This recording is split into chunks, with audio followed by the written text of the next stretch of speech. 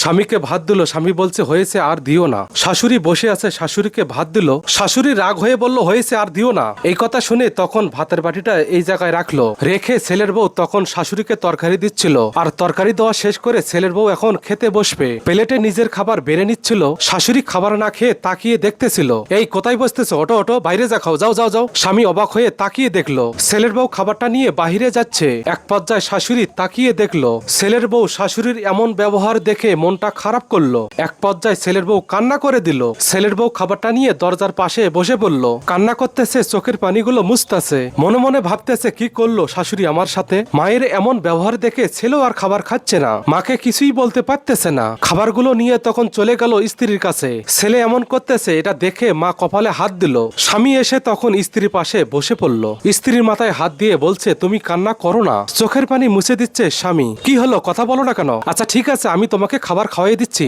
খাবারগুলো সুন্দর করে মাখিয়ে স্ত্রীর মুখে এক নলা তুলিয়ে দিয়ে খাওয়াই দিচ্ছে। স্ত্রী স্বামীর এমন ভালোবাসা দেখে স্ত্রীর সব কষ্ট দুঃখ দূর হয়ে গেল।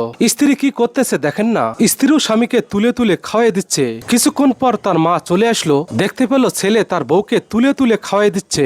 মা ছেলেকে বলতেছে কি করতেছিস সেখানে? ছেলে মাকে কিছু না বলে সেখান থেকে উঠলো, ভয়ে আড়াল হলো। মা বাইরে চলে গেল, দেখতে পেল তার শাশুড়ি চলে গেছে। একটা মেয়ে তার স্বামীর এমন ভালোবাসা পেলে সব কষ্টগুলো একদম ভুলে যায়। এতটুকু ভালো লাগলে শেয়ার করে দিয়েন।